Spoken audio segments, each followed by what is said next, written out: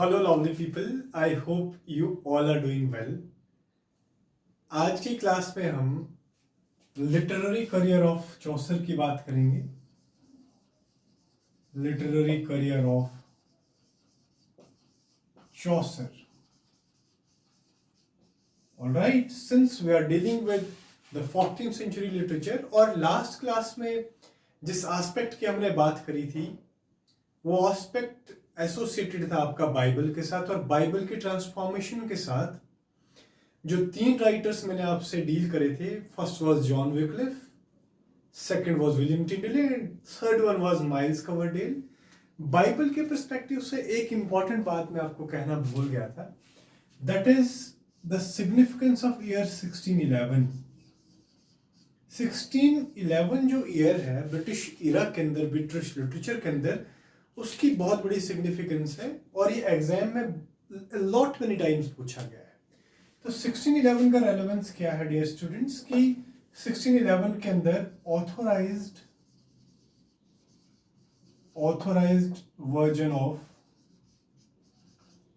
Bible आया था, या इसी ऑथोराइज्ड वर्जन ऑफ बाइबल को आप king James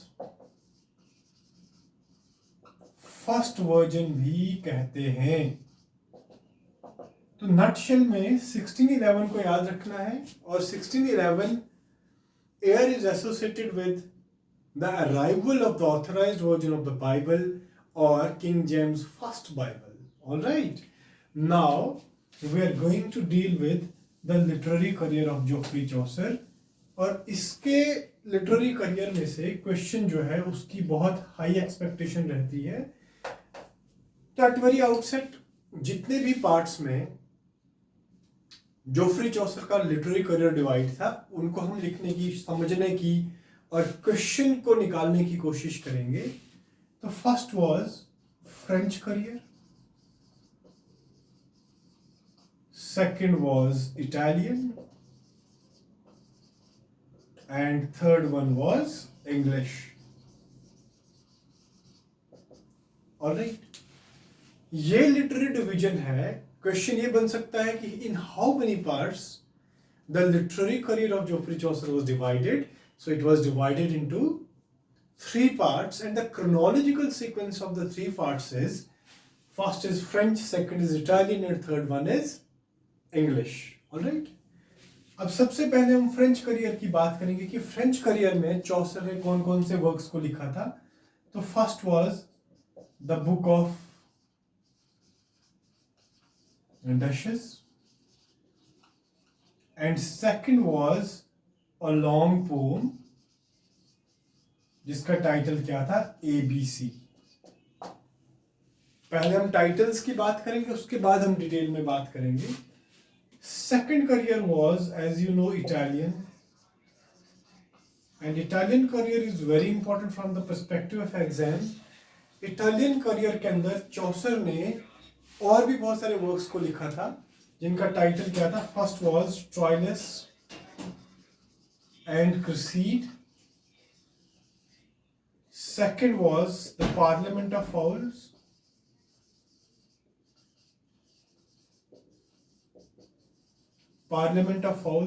and third one was the Legend of Good Women,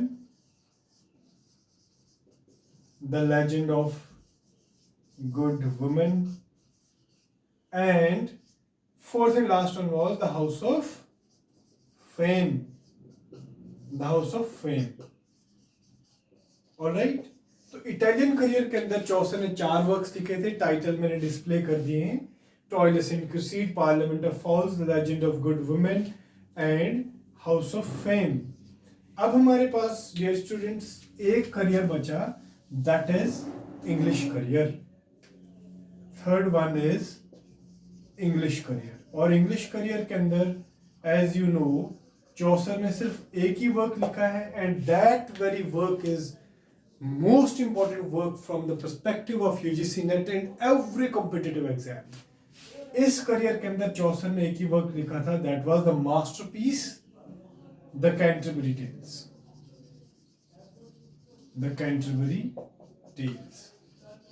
alright, I hope आपको जोफ्री चौसर के लिटरेरी करियर की पूरी जानकारी मिल गई है। अब हम एक एक करके जो मेन पॉइंट्स एग्जामिनेशन ओरिएंटेड हैं उनको डील करेंगे। ऑलराइट, तो फर्स्ट करियर की अगर हम बात करें तो first career was the French career. Alright, first career was French career, और फ्रेंच करियर में से आपके दो वर्क्स हैं और एक वर्क में से बहुत फ्रीक्वेंट आस्क्ड क्वेश्चन होता है, that is the book of duchess. The book of duchess. Alright, the book of duchess की अगर हम बात करें तो the book of duchess first of all it was both an elegy and eulogy. Alright, और elegy का मतलब आपको पता है क्या होता है, यूलॉजी का मतलब मैं आपको बता देता हूं। यूलॉजी का मतलब होता है the praise of some person after his और her death, that is called as eulogy. किसी भी शख्स की मरणोपरांत उसकी प्रशंसा करना, उसके हक में बोलना, उसके फेवर में बोलना, that comes under eulogy. I mean it's a praise of a person after death. Alright, तो बुक ऑफ डशेस जो है ये डुअल पर्पस को सर्व करती है। ये एक तो आपकी एलिजी भी और एक यूलॉजी भी है, and it was written in the memory of Lady Blanche. Alright, Lady Blanche, और ये जो लेडी ब्लांच थी, शी वाज द डशेस ऑफ। ये क्वेश्चन पूछा गया है कि लेडी ब्लांच, तो आपने बता दिया कि लेडी ब्लांच की याद में ये एलिजी जो थी वो चौसर ने लिखी थी ना, वो एक यूलॉजी भी लिखी थी। It was written in the memory of Lady Blanche, and Lady Blanche was the डशेस of, तो she was duchess of, she was duchess of Lancaster. Alright, LANCSTR। ये क्वेश्चन बच्चों एग्जाम में पूछा गया है। थर्ड फैक्ट जो है दैट वाज वेरी इंपॉर्टेंट, और थर्ड फैक्ट क्या है कि the book of duchess is written in octosyllabic couplet. Octosyllabic couplet, it is written in octosyllabic couplet, very important. ये ऑक्टोसिलेबिक कपलेट में लिखा है। ऑलराइट, और ये एलिजी और यूलॉजी दोनों का पर्पस सर्व करता है। ये लेडी ब्लांच को डेडिकेटेड है। लेडी ब्लांच जो थी, she was duchess of Lancaster. Alright, next जो वर्क जोफ्री चौसर ने फ्रेंच करियर के अंदर लिखा था, that was a long poem titled as ABC। Alright, और इस पोम में से क्वेश्चन नहीं पूछा गया है। जितनी भी इंफॉर्मेशन इसकी अवेलेबल है उस हिसाब से हमें इसे डील करना पड़ेगा। Why it is called as ABC? Because this is first of all long poem, and this long poem is divided into three parts. One is part A, second is part B, and third is part C. All right. That is why this poem is called as ABC. तो French career में इससे ज्यादा पढ़ने की आपको कोई भी जरूरत नहीं है।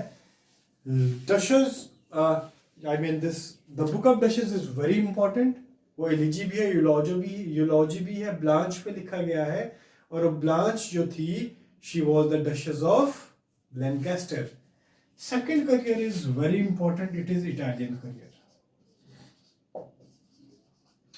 इटालियन करियर भी एक बहुत प्रोडक्टिव करियर रहा है as far as Geoffrey Chaucer is concern. सबसे पहली बात इटालियन करियर के अंदर आपको क्या रखनी है माइंड में कि जोफ्री चौसर ने इस करियर के अंदर इटली में शिफ्ट किया था, and he met the three heavyweight intellectuals of that era in Italy. First is Petrarch,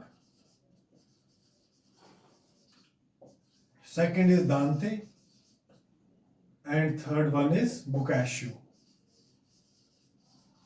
ये तीनों जो थे वो आपके क्या थे, इटालियन राइटर्स थे। तो चौसर ने इन राइटर्स के साथ इटली में मिलके बहुत सारी चीजों को सीखा। फॉर एग्जांपल आपके दांते से मोरलिटी प्लेस को कैसे लिखना है वो सीखा, पेट्रियार्क से पेट्रियार्कल स्टांजा की जानकारी ली, उसके बाद बोकाशियो से how to write short stories का कॉन्सेप्ट लिया। तो कुल मिला के कहने का मतलब क्या है, कि Geoffrey Chaucer was very much influenced by all three writers. First is Petrarch, Dante and Boccaccio.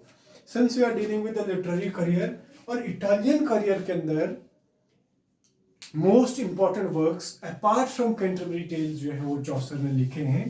तो इसमें आपका जो फर्स्ट वर्क हम डील करेंगे that is the Parliament of Fowls.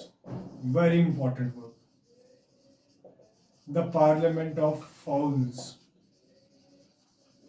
Alright, Parliament of Fowls का बहुत सारे एग्जाम्स में योनर पूछा गया है कि to which genre this work belongs. And you know genre क्या होता है? Genre is a literary device in fact. And definition अगर हम योनर की बताने की कोशिश करें तो genre is the medium of expression of a writer. For example, Shakespeare ने ट्रेजेडीज में अपने वर्क्स को लिखा तो tragedy becomes the genre of Shakespeare.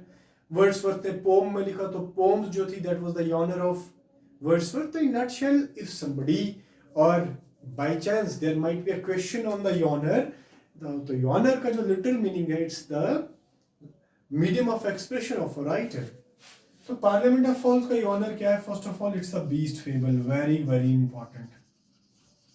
ये beast fable है और beast fable एक ऐसा yoner होता है literature के अंदर जिसमें characters जो हैं वो animals होते हैं.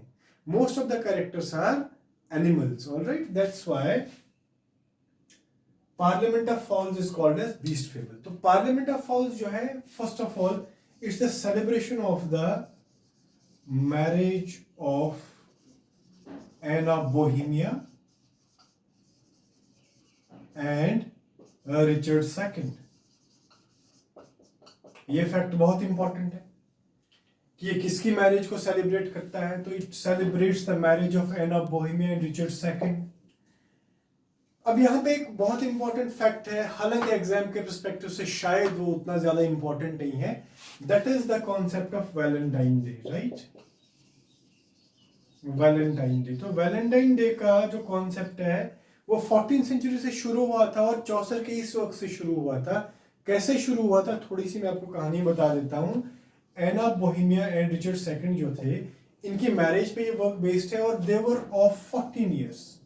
ये दोनों 14 साल के थे और इनकी जो शादी थी वो फेब के मंथ में हुई थी.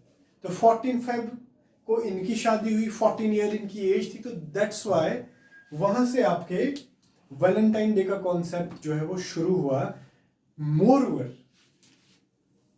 Parliament of Fowls deals with a group और अ गैलेक्सी ऑफ एनिमल्स. और उस एनिमल के ग्रुप को, उस गैदरिंग को किसने एड्रेस करना था? Saint Valentine Day. Saint Valentine ने करना था. Alright, Saint Valentine was the head of that particular gathering. उस गैदरिंग में जितने भी आपके एनिमल्स आए हुए थे उन्होंने अपने अपने मेट्स को चूज करना था. ऑलराइट, तो इस तरीके से आप ये कह सकते हैं कि Anne of Bohemia Richard second की मैरिज, सेंट वैलेंटाइन जो थे वो मेन कैरेक्टर थे वहां पे, उन्होंने गैदरिंग को एड्रेस करना था. पर क्वेश्चन बच्चों बीस्ट फेबल से आया हुआ है. किसका योनर क्या है? It's beast fable. और पार्लियामेंट ऑफ फॉल्स के अंदर एक बार क्वेश्चन ये आया हुआ कि how many eagles were there. Eagle उधर कितनी थी इस वर्क के अंदर? 3 eagles were there. Alright, Parliament of Fowls में इससे ज्यादा आपको डिटेल पढ़ने की कोई भी जरूरत नहीं है. बीस्ट फेबल को याद रखेंगे, किसकी मैरिज को सेलिब्रेट किया है, और सेंट वैलेंटाइन को आप याद रखेंगे. ऑलराइट, सेकेंड वर्क जो था आपके इटालियन करियर में जो चौसर ने लिखा था it was the House of Fame. Alright, the House of fame. यहां से भी क्वेश्चन पूछा गया है कि हाउस ऑफ फेम का फर्स्ट ऑफ ऑल सोर्स क्या था. ऑलराइट, तो अगर हम सोर्स की बात करें बच्चों तो सोर्स का Dante's Divine Comedy. Dante's Divine Comedy जो है comedy, it was the source of the House of the Fame written by Geoffrey Chaucer. Moreover second fact इसके अंदर क्या है कि it's a dream allegory. It's a dream allegory. और dream allegory का मतलब क्या होता है कि ऐसा वर्क जो चौसर ने या किसी भी राइटर ने ड्रीम में देखा होता है और उसके बाद उस ड्रीम को पेन डाउन किया जाता है, that becomes dream allegory. Alright, the source of house of fame is divine comedy. तो इस वर्क के अंदर जोफ्री चौसर को एक ड्रीम आता है. उस ड्रीम के अंदर चौसर को ईगल उठा के ले जाती है, और वो ईगल जो है चौसर को कहां पे ड्रॉप करती है? हाउस ऑफ फेम में ड्रॉप करती है। ऑलराइट, तीसरा फैक्ट क्या है हाउस ऑफ फेम में से? It's unfinished poem. It is unfinished poem. ये पोम जो है it is unfinished poem written by Geoffrey Chaucer. और यहां से कैरेक्टर पूछा गया है LOLLIUS, Lollius. Lollius is a character mentioned in the House of Fame. Alright, House of Fame में जब चौसर को ड्रॉप किया जाता है तो वहां पे चौसर जो है he met 3 category of people. 3 categories of people को वहां पे मेट करता है। वो कौन कौन सी कैटेगरीज थी? It's none of the use to narrate it है। ऑलराइट, वहां से बिल्कुल क्वेश्चन नहीं आएगा, आप मानिए। उसके बाद आपका सोर्स बहुत इंपॉर्टेंट है, ड्रीम एलेगरी है, ये अनफिनिश्ड है, और लॉलियस का जो कैरेक्टर है वो एग्जाम में पूछा गया है। ऑलराइट, और 2158 लाइंस में ये लिखा गया है। ज्यादा इंपॉर्टेंट नहीं है ये फिगर, लेकिन फिर भी आप इसको याद रख सकते हैं। नेक्स्ट जो वर्क है that is important work. The work is Troilus and Cresside. Troilus and Cresside is a work written by Geoffrey Chaucer. And Troilus and Cresside जो है इस वर्क के अंदर he criticizes first of all, he criticizes women. Alright, इसमें Troilus character है, he is into love with Cresside, और Cresside जो है वो ट्रॉइलस को डिसीव करती है। उसके बाद चौसर क्या कहते हैं? चौसर यहाँ पे वुमेन को क्रिटिसाइज करते हैं। Next fact Troilus and Criseyde से क्या है कि this work is based on Trojan war. Very important, this work is based on Trojan war. Very very important. And we all know कि ट्रोजन वॉर जो था it was fought after Helen of Troy. Helen of Troy जो थी she was a beautiful woman of the universe, और इस woman को अपनी तरफ लेने के लिए 2 कंट्रीज में वॉर हुई थी। That war was called as Trojan war. तो ट्रॉइलस एंड क्रूसीड जो है it's based on Trojan war. It's long poem, it's a long poem. Comparatively ये बहुत लंबी पोम है चौसर की, और इट इज फिनिश्ड। ये फिनिश्ड पोम है। Alright, very nice. नेक्स्ट क्या है कि आपका ट्रॉइलस एंड क्रूसीड जो it was written in rhyme royal.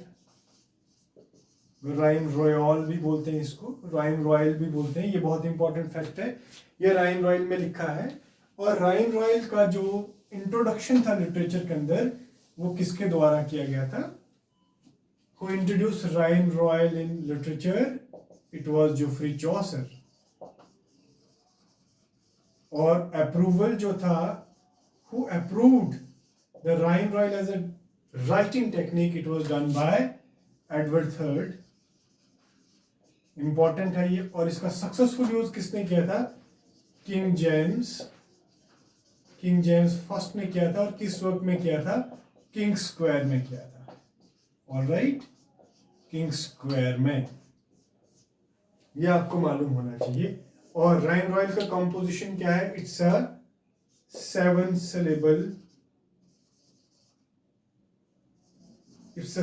syllable line.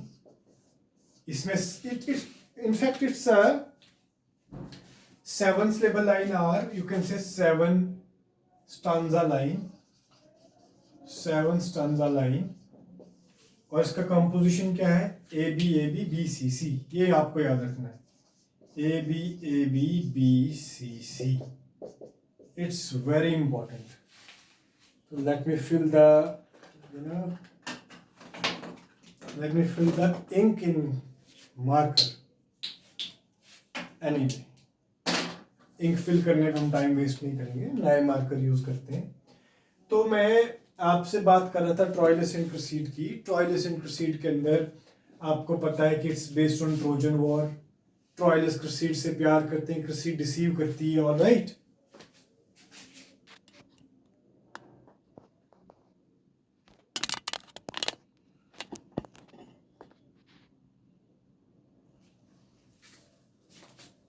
अच्छा जी, डिसीव करती है। And the source, I mean ये किस पे बेस्ड है? ये ट्रोजन वॉर पे बेस्ड है,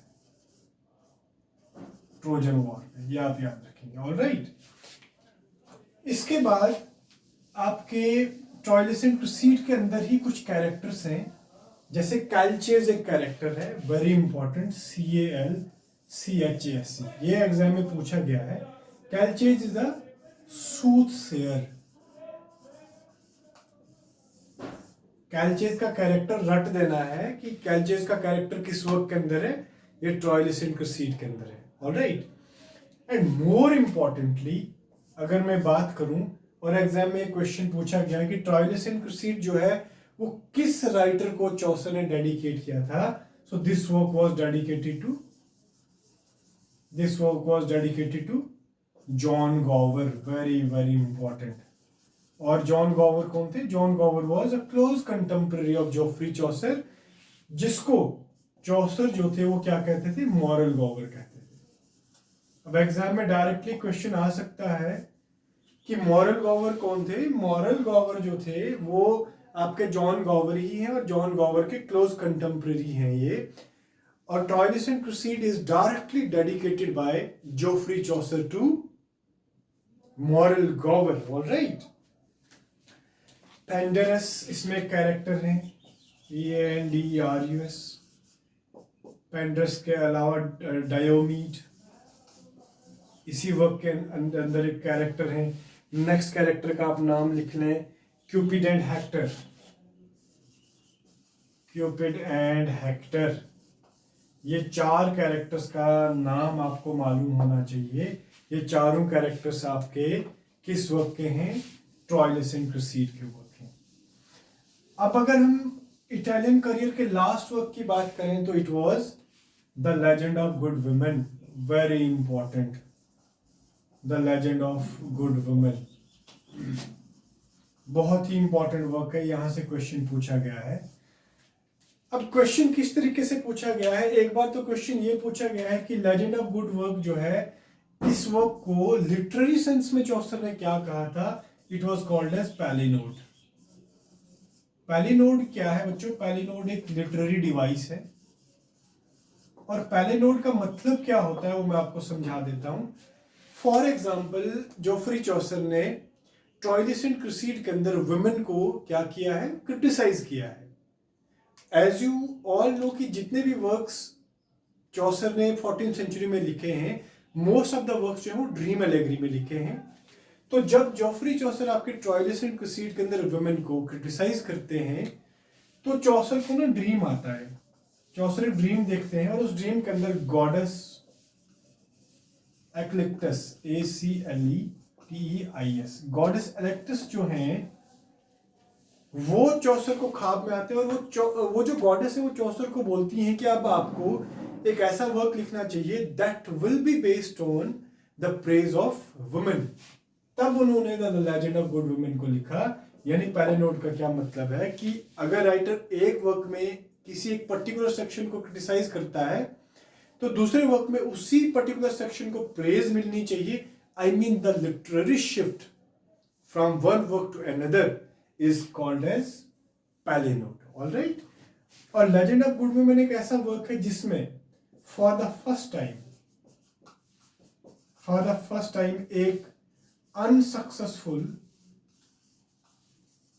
यूज ऑफ हीरोइक कपलेट हुआ है, very very important, heroic couplet. और हीरोइक कपलेट क्या है? Heroic couplet is a writing technique mostly used in traditional poems or epic poems. Alright, तो लेजेंड ऑफ गुड वुमेन के अंदर God एक्लिक्टस जो है वो चौसर को मजबूर करती है कि आपको एक वर्क लिखना है जिसमें आप वुमेन की प्रेज करें, तो लेजेंड ऑफ गुड वुमेन को वहां पे डिस्प्ले करते हैं, उसको लिखते हैं। नेक्स्ट क्लास के अंदर कुछ कैरेक्टर्स जो बहुत इंपॉर्टेंट है लेजेंड ऑफ गुड वुमेन से, हम वहां से शुरू करेंगे, क्योंकि वीडियो अब काफी लंबी हो चुकी है and it becomes very difficult to upload it on social media. तब तक के लिए आप अपना ख्याल रखें, बी कंसिस्टेंट, मेहनत करें, और हम साथ में मिलकर इस जर्नी को ट्रैवल करेंगे और UGC नेट को क्रैक करेंगे। और आने वाले समय में मैं अपनी जर्नी के बारे में, how I cracked UGC net, JK set, PSC viva return, assistant professor में कैसा है, मेरी पीएचडी का सफ़र कैसा रहा, कैसा चल रहा है, सारी बातें करेंगे. See you, bye bye, take care.